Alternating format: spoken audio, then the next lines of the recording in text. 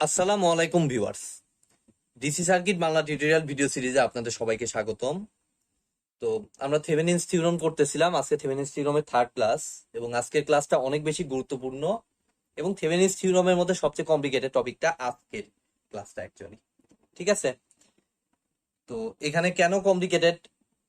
আমরা তো এর আগে শুধুমাত্র ইন্ডিপেন্ডেন্ট সোর্স নিয়ে কাজ করছি। ইন্ডিপেন্ডেন্ট সোর্সকে আমরা ডিরেক্ট ডিঅ্যাক্টিভ করে দিতে পারছি তুল্য রোধ হিসাব করার সময়, কিন্তু এখানে কিন্তু আমি ডিপেন্ডেন্ট সোর্স রাখছি। ডিপেন্ডেন্ট সোর্সকে কি আমি ডিরেক্ট ডিঅ্যাক্টিভ করতে পারি?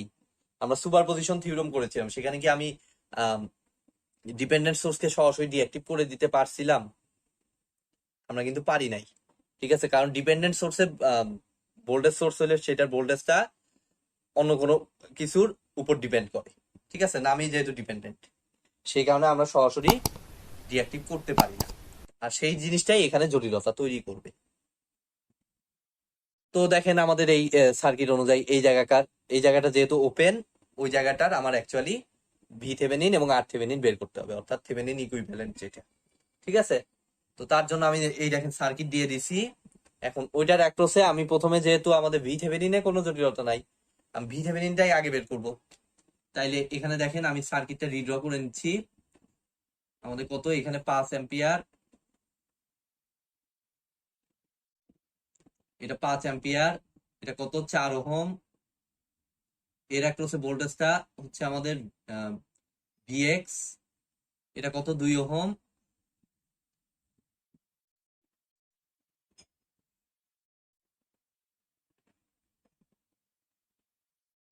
এটা কত দেওয়া 6 ওহম, এটা আমাদের 2 ওহম, আর এটা হচ্ছে উপর দিয়ে আমাদের মাইনাস প্লাস 2 ভিএক্স। জটিল অবস্থা। এখান থেকে আমাদের ক্যালকুলেশন করতে হবে কিভাবে কি কাজ করবে। তো এটার অ্যাক্রসে ভোল্টেজটা আমাদের ভিথেভেনিন, এই ভিথেভেনিনটা বের করতে হবে। তার জন্য আমাদের বেশ কয়েকটা ঝামেলা। তো আপনারা নোড অ্যানালাইসিস করেও করতে পারেন, মেশ অ্যানালাইসিস করেও করতে পারেন, তবে করার আগে একটু ভাববেন যে কোনটাতে করলে আননোন একটু কম আসবে, সেই প্রসেসটা ফলো করবেন। যেমন এখানে আমি চাইলে আমরা নোড অ্যানালাইসিস, মেশ অ্যানালাইসিস দুইটাই করতে পারি। মেশ অ্যানালাইসিস করলেও সমস্যা নাই, বা নোড অ্যানালাইসিস করলেও সমস্যা নাই। আমাদের মনে হয় নোট করলে একটু সুবিধা হয়, নোট করলে একটু আননোন কম আসার চান্স আছে। তাইলে কি আমরা নোট করব? দেখেন আমরা নোটই করতেছি, আমাদের যেহেতু নোট দুইটা দেখতে পাচ্ছি। এই পয়েন্টে ভোল্টেজটা আমি ধরলাম V1, এই পয়েন্টে ভোল্টেজটা ধরলাম V2। ঠিক আছে, তো এই পয়েন্টে আমাদের 5 অ্যাম্পিয়ার কারেন্ট ঢুকতেছে। এদিক দিয়ে আমাদের এই কারেন্টটা আমি ধরলাম I1, এই কারেন্টটা আমাদের I2, এটাও I2। অ্যাকচুয়ালি এটা সুপার নোড। ঠিক আছে, সুপার নোডের ক্লাসও আমি করাইছি, আমাদের প্লে লিস্টে পেয়ে যাবেন, কোনো অসুবিধা নাই। এদিক দিয়ে I3 আর এদিক দিয়ে কোনো কারেন্ট নাই। ঠিক আছে, তো দেখেন এখন আমি যদি এখন নোড অ্যানালাইসিস করি, যেহেতু সুপার নোড, এটা যেহেতু সুপার নোড, আমাদের এই এই দুইটাকে স্পেসিফিক একটা পয়েন্ট হিসেবে ধরতে হবে, আমরা সবাই জানি সেটা। তো তার জন্য আমাদের দেখেন এদিক দিয়ে 5 অ্যাম্পিয়ার, এটা তো 5 অ্যাম্পিয়ার, 5 অ্যাম্পিয়ার ঢুকতেছে, আমাদের I1 বের হয়ে যাচ্ছে, আর I2 কে ধরা যাবে না, কারণ এদিক থেকে চিন্তা করলে I2 বের হচ্ছে, আবার এদিক থেকে চিন্তা করলে, এই নোডে চিন্তা করলে I2 ঢুকতেছে। আলটিমেটলি দুইটা মিলে 0 হয়ে যায়, একটা আরেকটাকে নিউট্রাল করে দেয়। ঠিক আছে, সো এই পয়েন্টটা ধরার দরকার নাই, আমাদের I1 প্লাস I3, বা আপনারা চাইলে ধরতেও পারেন। ধরলে তাহলে I2 কে ধরলে তাহলে কি হয়, এই পয়েন্টে বের হচ্ছে, তাহলে এই সাইডে I2 লিখলাম, এই সাইডে পয়েন্টটা অনুযায়ী আমাদের বের হচ্ছে, তাই এই সাইডে I2 লিখলাম। আর এই সাইডেরটা চিন্তা করলে এটা আবার ঢুকতেছে, এই দুইটা যেহেতু একই পয়েন্ট ধরতেছি, তাহলে ঢুকলে এই সাইডে যোগ হবে। আলটিমেটলি I2 কাটা যাচ্ছে না, তাই আমি সরাসরি লিখছি।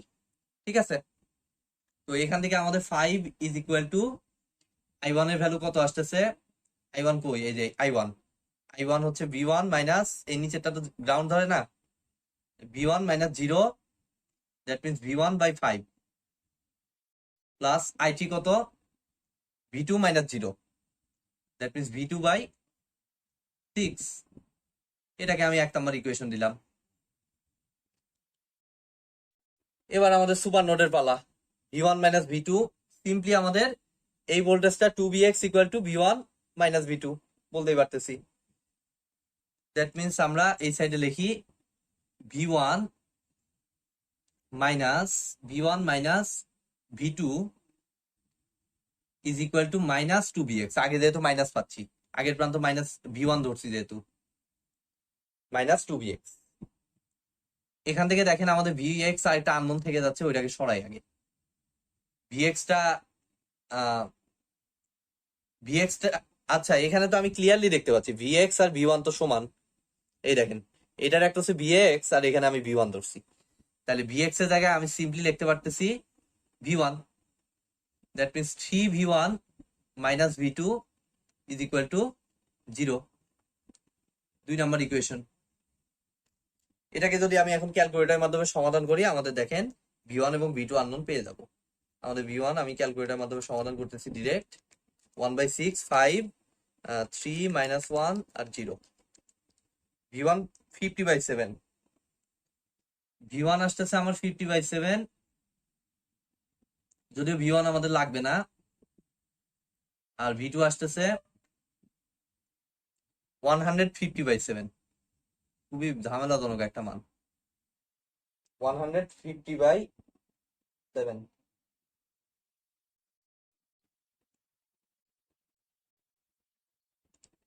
আমি ইয়াটা আরেকবার রিচেক দিচ্ছি।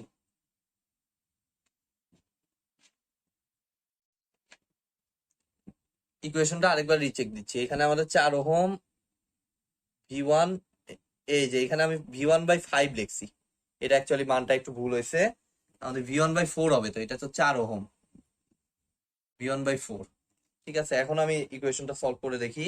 আমাদের 1/4, 1/6, 5, 3 minus 1, 0, 20/3 আর 20। এবার ঠিক আসছে। মাঝে মাঝে ক্যালকুলেশন ভুল হয়ে যায়, এটা অবশ্যই ক্ষমাসুলভ দৃষ্টিতে দেখবেন। 20/3 আর 20।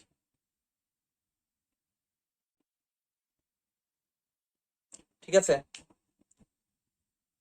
এখন অ্যাকচুয়ালি আমরা একটু দেখবো এই V2টাই অ্যাকচুয়ালি আমাদের VThevenin কেন। এখানে সিম্পলি একটা KVL অ্যাপ্লাই করে দেখেন, মাইনাস VThevenin প্লাস 2 ইন্টু, এদিক দিয়ে কোনো কারেন্ট নাই, দ্যাট মিনস 2 ইন্টু 0, তার মানে এখানে কোনো ভোল্টেজও নাই, প্লাস 6 ইন্টু I3 অ্যাকচুয়ালি, তো এটা তো ভোল্টেজই জানা আছে V2, that means minus VThevenin plus V2 equal to 0, that means VThevenin equal to V2। অর্থাৎ আমাদের VThevenin আর V2 এর ভ্যালুটা সমান আসবে। আপনারা সিম্পলি এই জায়গাটায়, এই যে এই পয়েন্টটায় KVL অ্যাপ্লাই করে দেখতে পারেন। সরাসরি আমি লিখতেছি এখানে VThevenin equal to V2 equal to that means 20 volt. আমাদের কাঙ্ক্ষিত VThevenin বের করতে আমরা সক্ষম হয়েছি। এবার চলেন জটিল যে ইয়াটা, অর্থাৎ RTheveninটা আমরা বের করার চেষ্টা করব। তো তার জন্য আমি দেখেন এগুলো মুছে দিচ্ছি, এগুলো আপাতত লাগতেছে না আমার আর। এখানেও বেশ বড় একটা আছে, আমি সার্কিটটা আবার রিড্র করতেছি। VTheveninটা শুধু থাক এখানে, যেটা আমার পরে লাগবে। আমি দেখেন এই যে 5 অ্যাম্পিয়ার,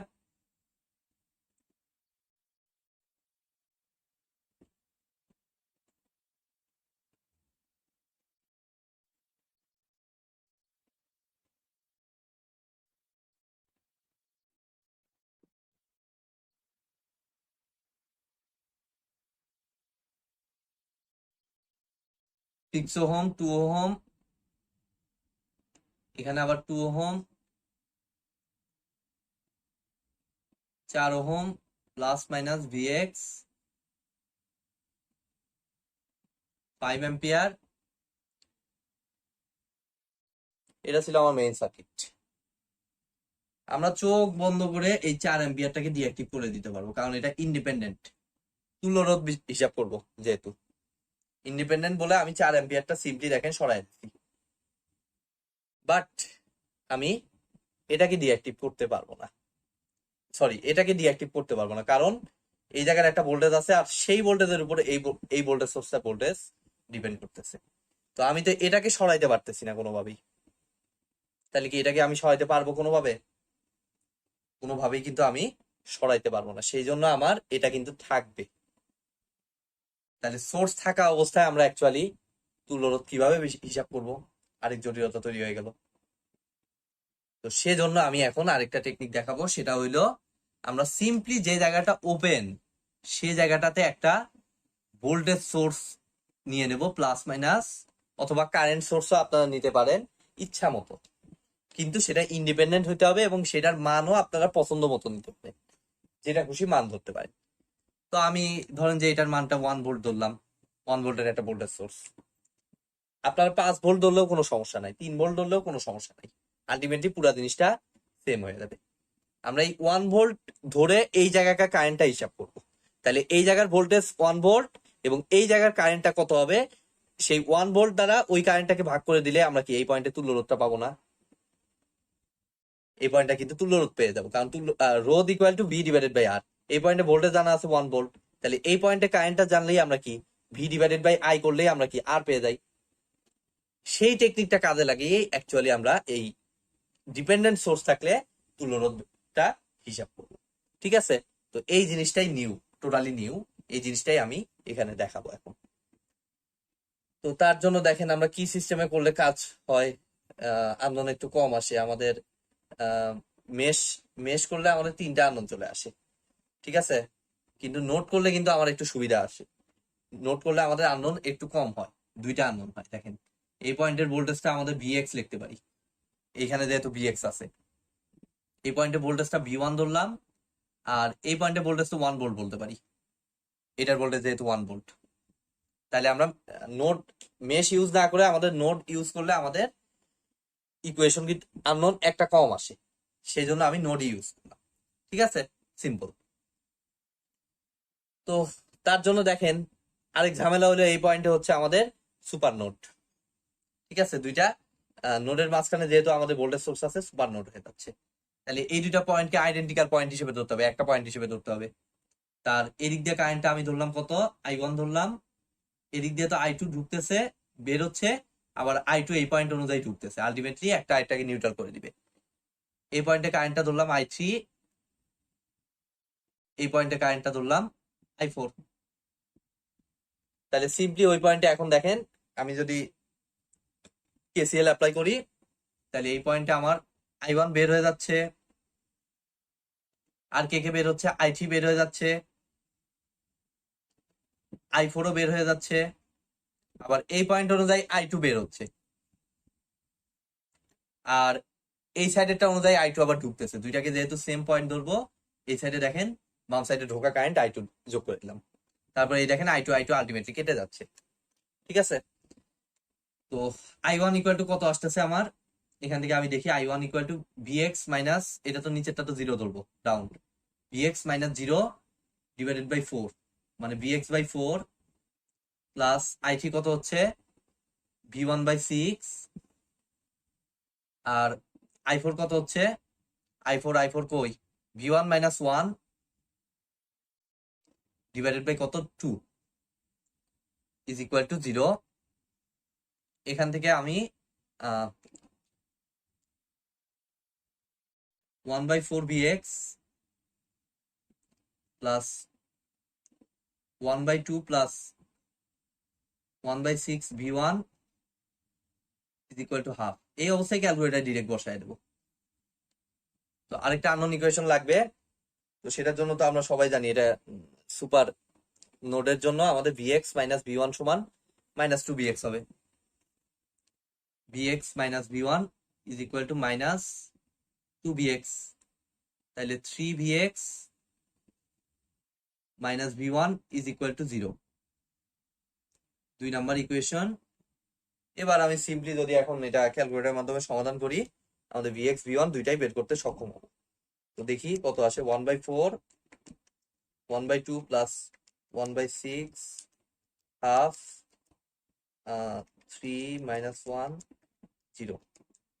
VX আসতেছে 2/9, আমাদের ভিএক্স আসতেছে 2/9 আর ভি1 আসতেছে 2/3।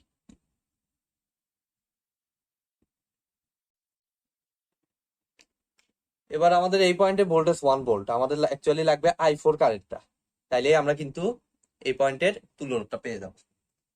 তাহলে i4 ইকুয়াল টু অ্যাকচুয়ালি আমরা কি বলতে পারি, v1 - 1 ডিভাইডেড বাই 2। অর্থাৎ আমি দেখেন এইটুকু আমি মুছে দিচ্ছি, আর লাগতেছে না আমার। আমরা যেহেতু ভিএক্স ভি1 পেয়েই গেছি, আমাদের এত কিছু আর লাগতেছে না, আমাদের লাগতেছে i4। তাহলে i4 ইকুয়াল টু আমাদের v1 - 1 ডিভাইডেড বাই 2। তাহলে ভি1 এর মান তো এই যে এখানে পাইছি 2/3 - 1, আমি একবারে বসাই দিচ্ছি 2/3 - 1 ডিভাইডেড বাই 2 -1/6 অ্যাম্পিয়ার। ঠিক আছে, তো এদিক দিয়ে কারেন্ট অ্যাকচুয়ালি মাইনাস, অ্যাকচুয়ালি কারেন্টটা এইদিকে, তার মানে ঠিক আছে। তো এখন যদি আমি এই পয়েন্টে কারেন্টটাও পাইছি, এই পয়েন্টে ভোল্টেজটাও আমার জানা আছে 1 ভোল্ট, তাইলে আমাদের আর ইকুয়াল টু অ্যাকচুয়ালি আমাদের কি, এই পয়েন্টের যে ভোল্টেজটা ভি ডিভাইডেড বাই i4, অর্থাৎ ভি হচ্ছে আমাদের কত 1, আর i4টা আমাদের কত, আমাদের কত আসছে -1/6। তাহলে ওখান থেকে আমার আসতেছে 1/6 আর থেভেনিন। তাহলে এখান থেকে হিসাব করলে অ্যাকচুয়ালি আমরা পাই 6 ওহম।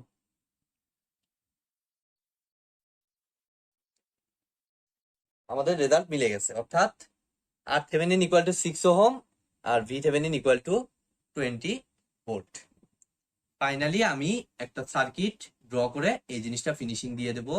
আমাদের এত কিছু লাগতেছে না, আর এগুলো সব মুছে দিয়ে আমাদের দেখেন ভি থেভেনিনও জেনে গেছি, আমি আর থেভেনিনও জেনে গেছি। এখন সিম্পলি একটা ভোল্টেজ সোর্স, এবং সেটা অবশ্যই ডিপেন্ডেন্ট, সরি ইন্ডিপেন্ডেন্ট, এবং রেজিস্ট্যান্সটা ইয়া করলেই আমাদের এটা যেহেতু ওপেন আছে, ওপেনই থাকবে। এটা 6 ওহম এবং এটা 20 ভোল্ট দিয়ে দিলে আমাদের ফাইনাল রেজাল্ট কমপ্লিট।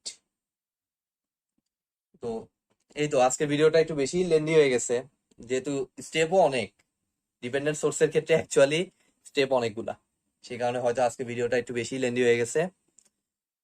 তো আশা করি আপনারা বুঝতে পেরেছেন। ভিডিওটি যদি ভালো লেগে থাকে অবশ্যই ভিডিওতে একটি লাইক দিবেন, বন্ধুদের সাথে বেশি বেশি শেয়ার করবেন, আর চ্যানেলে যদি নতুন হয়ে থাকেন অবশ্যই চ্যানেলটি সাবস্ক্রাইব করবেন। ধন্যবাদ।